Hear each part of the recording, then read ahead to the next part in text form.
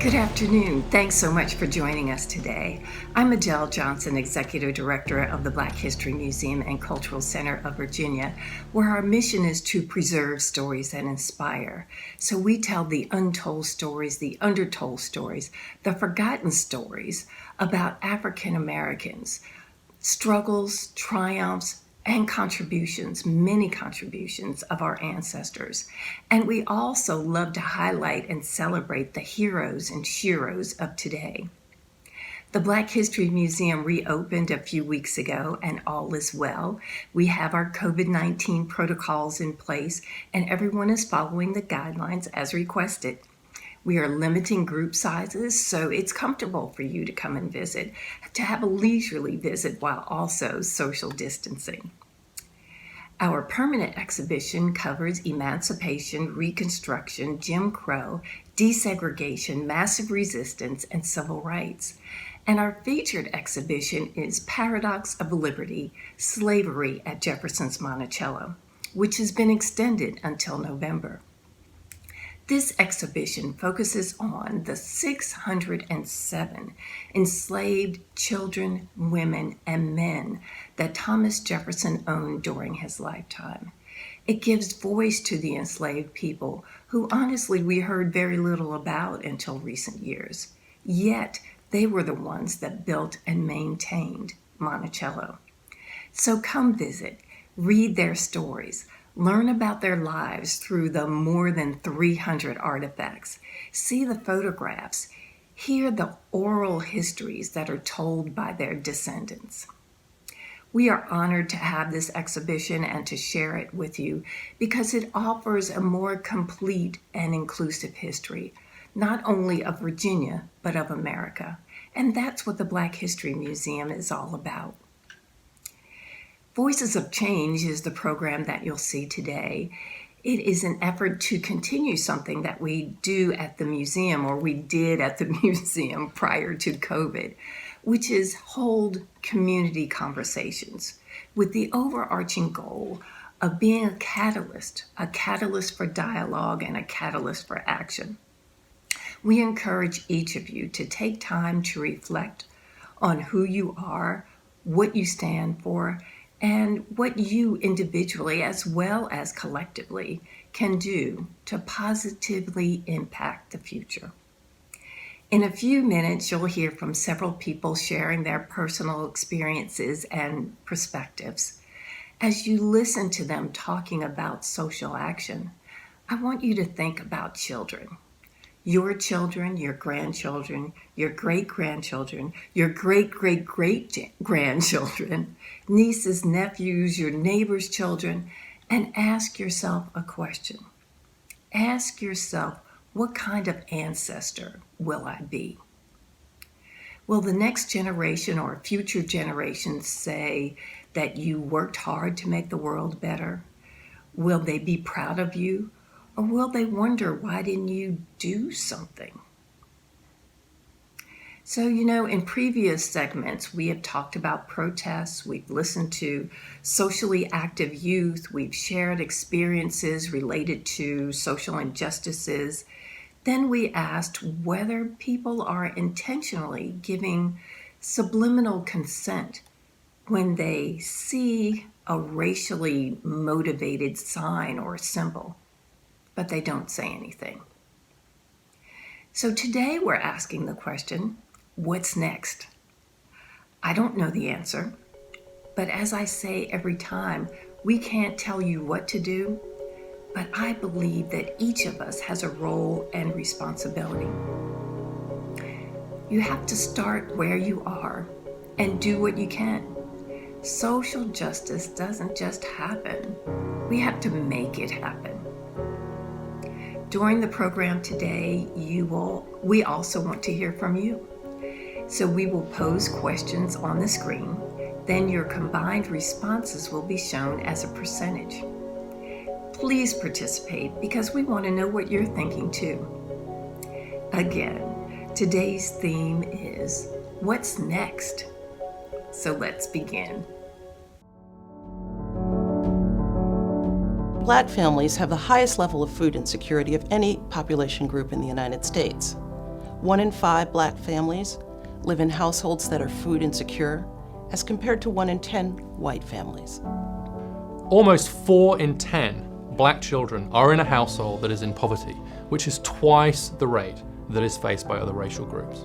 Black families in America live in substandard housing conditions at almost twice the rate, actually more than twice the rate, of white families in this country.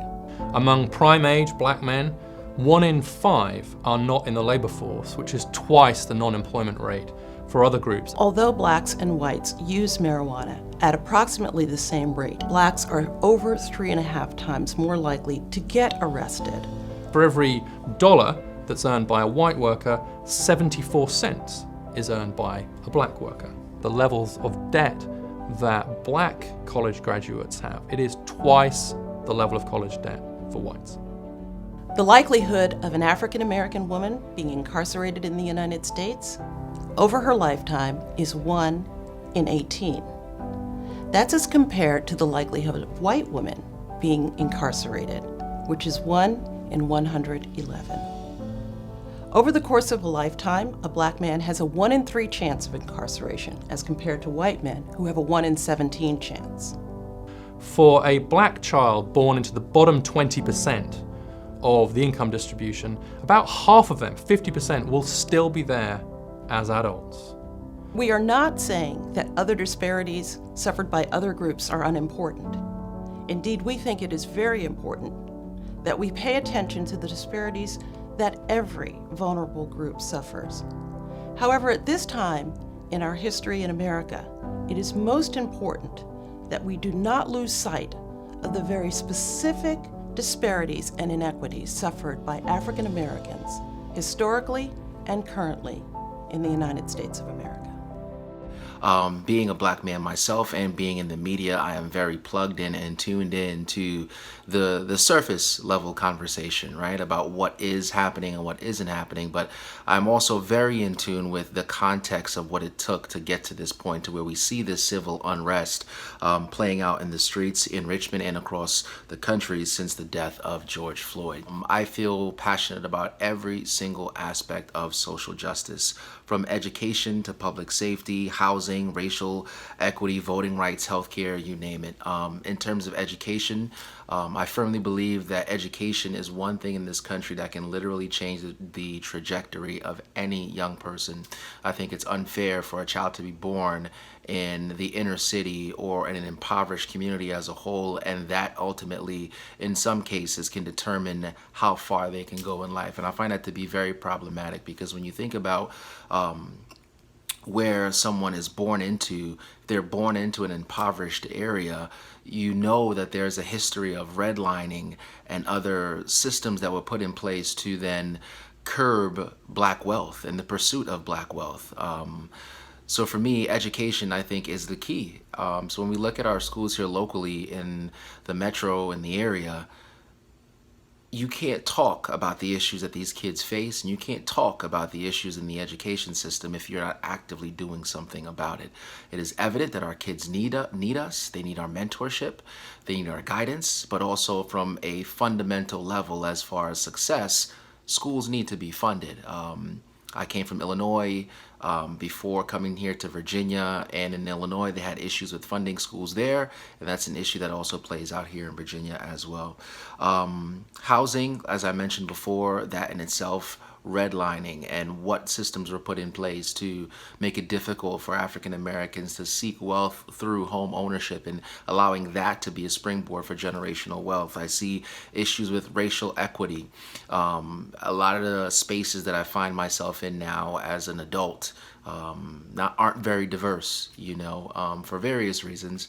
But even in the field, in my profession, Richmond is very lucky, I would say, in that there are several African American men and women on television holding positions of leadership, being on the front lines, covering the news here in RVA, but that's not the case all across the country. And right now, the hot button topic certainly is police brutality. We see that playing out.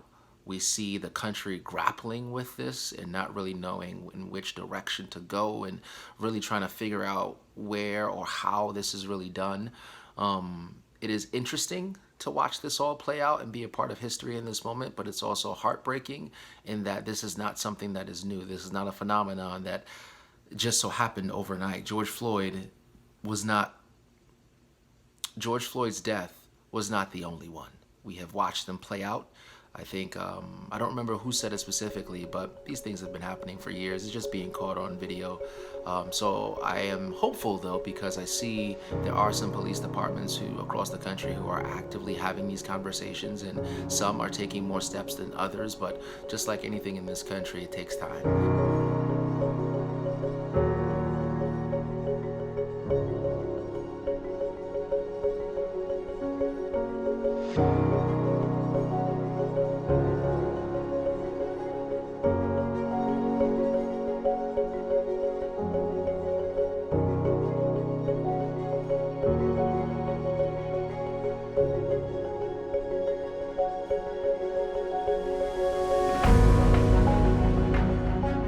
In my current role and my current status, working from my home office since March, I am challenged to look ahead and challenged to consider and contemplate, where do we go from here without being in reactive mode? However, I believe that this season that we are in teacher preparation and around our country, the unprecedented times as relates to race relations, as relates to the global pandemic, calls for new courage and commitment. In order for us to move forward in teacher education, our stakeholders surrounding teacher preparation must demonstrate courage to acknowledge that we all share responsibility in preparing our state's future teachers. This transformation cannot be accomplished by teacher preparation alone, as I've highlighted.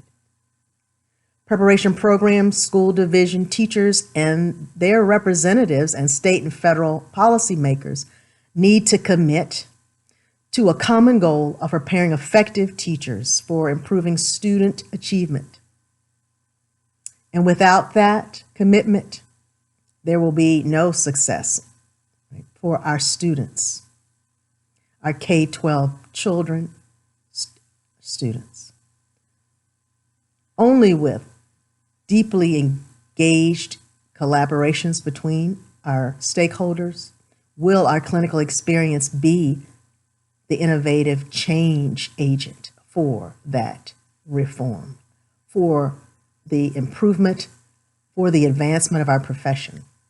I was one of the students in my community that decided I wanted to be a part of the integration of the high school. I told my parents that I wanted to help integrate the high school.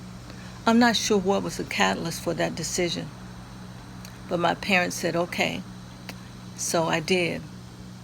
I'm not sure what I was expecting. I'm not sure if I was prepared for what happened. Trying to find the words to explain or to describe that experience, I guess I would say culture shock, disappointing, hurtful, harmful, traumatic. I remember the name calling, the personal attacks, the isolation, not belonging to any after school or social activities in the school, for two reasons. Partly because of transportation. I lived quite a distance from the school, and also probably some safety considerations that my parents had of having to ride the bus from such a long ways or rely on somebody to get me home, or just the nature of the community dynamics at the time. But anyway, I was able to attend high school in that environment, and remember not receiving a lot of support along the way in the school setting, and having to navigate my way through the courses and the subjects and the lunchroom and all those dynamics. But what I remember most is the lack of adult protection from the teachers.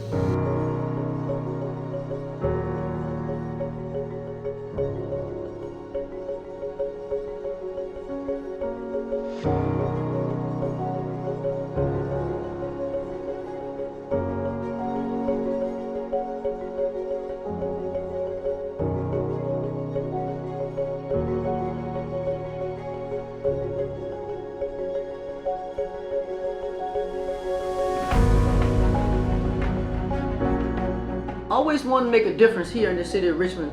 Becoming the sheriff has given me that opportunity to make sure that people that look like me, people that come from the places that I come from, can be able to move forward in life. How do we do that? We give people the opportunity to become better. We make sure that we put the successes around them so that they can reach them. We here at the Richmond City Sheriff's Office make sure that we can do that for individuals. We have vocational programs, educational programs. We have different programs here for individuals to grow, whether it's being a parent or whether it's just being an individual. We want to make sure that in order to go out in life and do the things that you need to do, we have to have you home ready, work ready, and community ready. But how do we do that? And how does social justice come into that? People feel that they've been mistreated and they've been misjudged. And it's our opportunity here, while they're here, to make sure that they know that we care and that we're doing things for them. We're trying to make sure that they're prepared to go out into this world, whether it's unjust or whether it's injustices. We want to make sure that they have the opportunity, that they have the toolbox that they need to be successful. Now we look at the civil unrest and the social injustices that are going on right here in our city, and we try to figure out, how do we fix those things? We have to sit down and have those conversations. We have to have true and honest conversations about our history as well as our future. Where we are now is a time of everybody wanting to know and everybody wanting to solve the problem. But if we don't sit down together and solve the problem, we're never going to know how to get to the solution. Let's make sure that we reach across the table, let's reach under the table, and put our hands together and put our heads together to make sure that our thoughts are all for one. We have to make sure that people are treated fairly. We have to make sure that policies are written for everyone, not just some. We have to make sure that all voices are heard. We have to make sure that everyone has something to say and that everyone is listening to what that is saying. How do we solve injustice? We make sure that we fight for laws. We make sure that we go out and vote. We make sure that we put ourselves in a position to do better. I myself am in this position now, and I've promised that those people that look like me, those people that come from where I come from, that have gone through some of the journeys that I go through or have gone through, that we're in a position to do things for other people. If we don't do it, how can we expect anyone else to do it for us?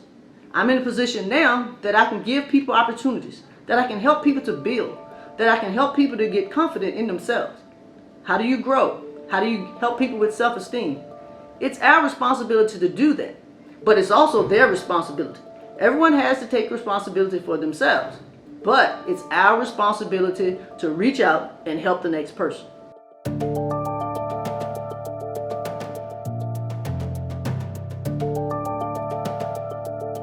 I had an experience once in my life where I was on a plane going to a protest march, and believe it or not, I experienced terrible anti-Semitism on a plane where people said that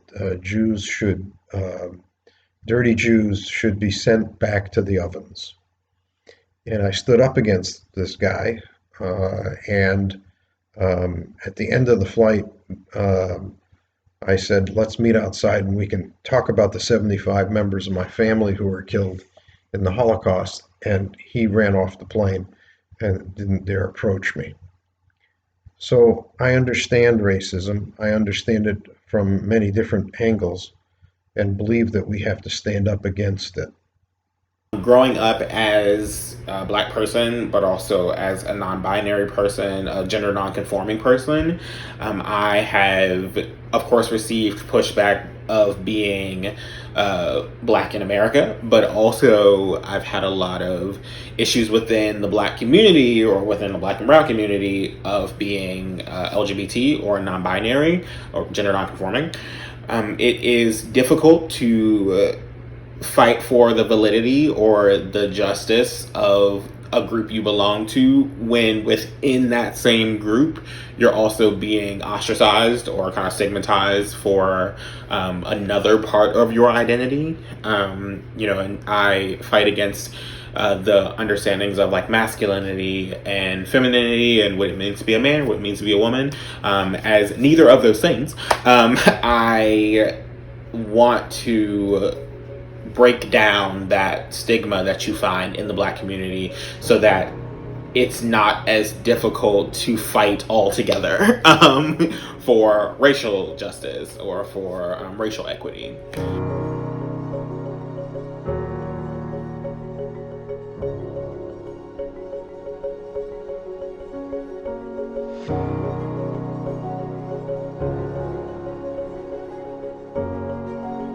I think people choose not to vote because they've become disenchanted with the process. They feel like their voice is just not being heard, and that the people they send to represent them are not looking out for their best interest. To them, I say, you need to have conversations. You need to follow up with your elected officials. You need to ensure that your voice is being heard by those you put in office. Voting is but one part of the process. We need to follow up to ensure that changes do take place.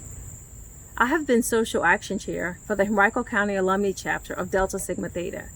There, I was able to register several hundred people to vote. We've gone into various communities and held voter registration drives. We've even registered people to vote at the 2nd Street Festival. We've taken voter registration to a whole nother level. We actually went into the communities on election day to take people to the polls. We knocked on many doors and getting people out of their homes to the polls to vote. There was a time when I met a young man. I was trying to get him to the polls to vote, and he said, "I can't vote. I'm a convicted felon." Well, one of my sorors, she was able to talk to him and tell her story about how she got her rights restored. And so right then and there on the spot, I was able to take an application to get his rights restored. He was really excited about it because he didn't think he'd ever be able to have the opportunity to vote. He wasn't able to vote in that election, but he did let me know later that he received his voter registration card, and he was really excited to cast his vote for the very first time. I feel very passionate about everybody, every citizen having the opportunity and the resources to vote, to cast a ballot in every election, local, state, and national. Outside of the system, there's so many ways that we can make our voices heard. We can protest, we can demonstrate, we can write our elected officials, we can hold sit-ins. But from within the system, voting is the primary way that we can effect change. Like I said, we can demonstrate and protest, but unless there are elected officials within office and elected officials who hold power to craft laws and policies, our demands or the people's demands will never make it into laws and policies. And so voting is so important that we elect people to office who are willing and able to act on our demands and whose values and ideas reflect those of the citizens who they've been tasked to represent. I think now more than ever, voting is just so important. Every day there's a new news story that comes out about how people, elected officials, are working to disenfranchise people from voting, whether it is trying to remove people from the polls, from discouraging people to cast write-in ballots. It's just rampant. And we need to make sure that citizens, everybody, understands the power of their vote and the importance of their vote.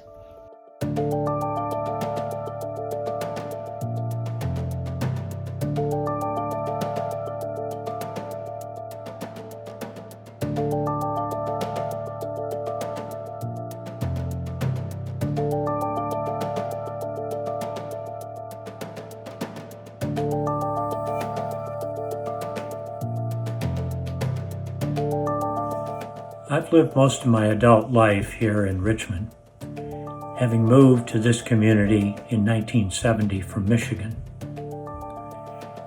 And over these decades, I've been very fortunate to be involved with several organizations in a meaningful way that have worked hard to deal with racism in our community. It's only been in recent years, however, that I have been waking up to what it means to be white in America. As a mindfulness teacher, I'm using the phrase waking up in a particular way. Much of the time, most of us are busy attending to what we need to do that's right there every day to make sure that we're okay. In mindfulness, waking up means something a little different. It means seeing clearly the realities that are right in front of us. I also now realize that being racially neutral is not enough to offset the effects of 400 years of systemic racism.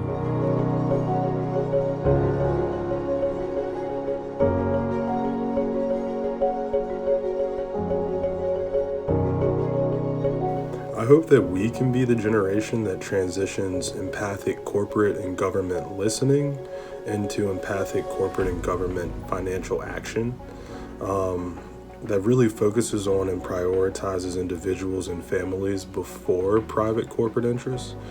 I hope we realize that it is impossible for our society to be socially just without also marrying that to kind of fiscal justice to support the initiatives we claim to care about. I hope that the private sector and nonprofit space is not looked at as the only solution for a lot of the social justice and economic justice and environmental justice issues that my generation cares so much about.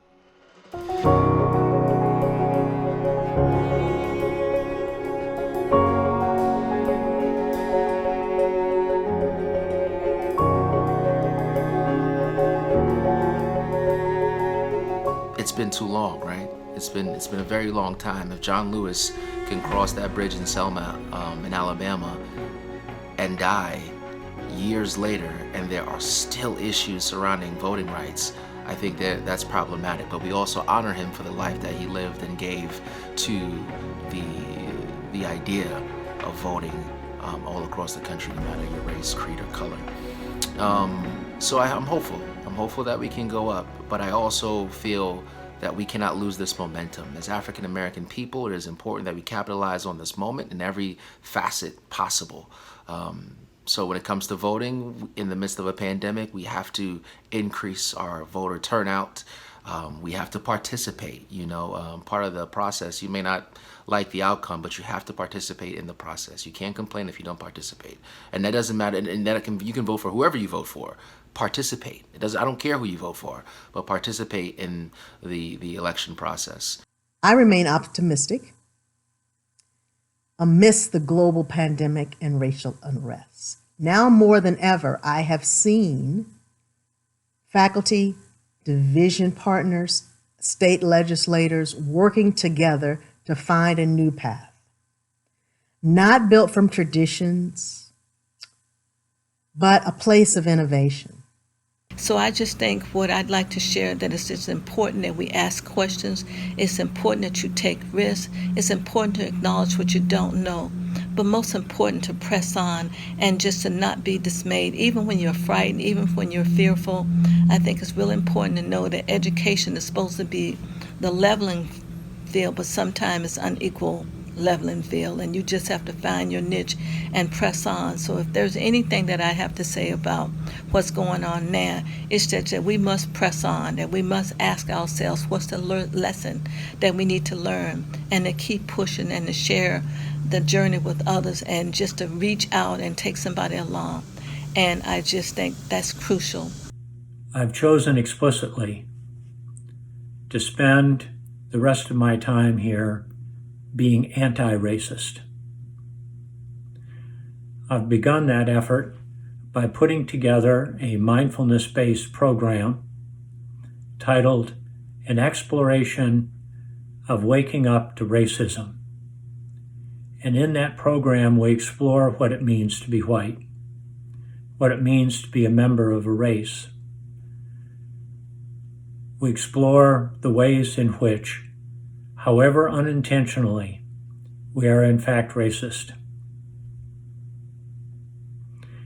Another part of being anti-racist is financially supporting politicians who are anti-racist, financially supporting anti-racist organizations. I think one way to ensure that everybody has the opportunity and the resources to vote is to push for automatic voter registration. To me, this just seems like a no-brainer. I feel that as soon as a person turns 18, they should be automatically registered to vote. They shouldn't have to fill out a form or anything like that. They should just be able to call their local registrar's office and verify that they're registered to vote, and they should be able to show up to the next election, whether it's local, state, or national, and cast a ballot. I think that today we have an amazing opportunity for different organizations to stand up, different groups to stand up, churches, synagogues, mosques, all religions to stand up and call for a time when we can pull together, when we can stand together and fight racism and inequality, and begin to change some of the institutional racism that exists in our country and in particular in our cities around the United States. Together, we here in the city of Richmond, all of our public safety officers and our law enforcement officers, along with the citizens of the city of Richmond, have to work together to make sure that we're doing things to assist each other. Let's make sure that everyone's treated fairly. Social justice, injustice, discrimination, racism, and tolerance. We have to make sure that we're doing the right things for people and making sure we're doing things to help one another. We, as public safety officers and law enforcement officers, have to gain your trust. That's where it starts. But it also starts with a conversation. Let's sit down together and let's have this conversation.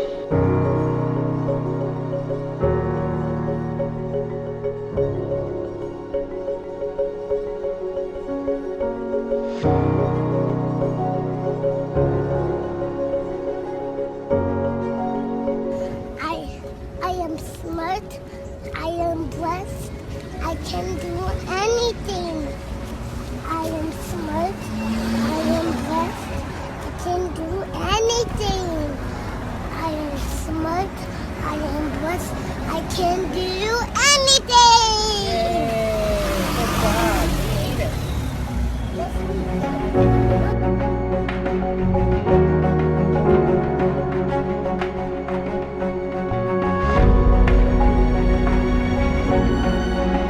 Thanks so much for participating in our program today.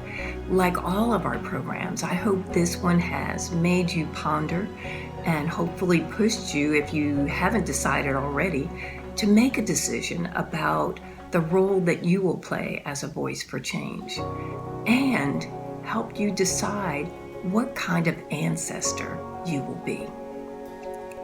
As always, you're invited to send your comments to us. We love hearing from you, and please post them on social media as well. To learn more about Black history, come on down to the Black History Museum, or if you want to take a second look at today's program, please check out our website, blackhistorymuseum.org. The program should be up by next week. This is the last segment in this series, but we will do more in the coming months. So, we'll see you next time.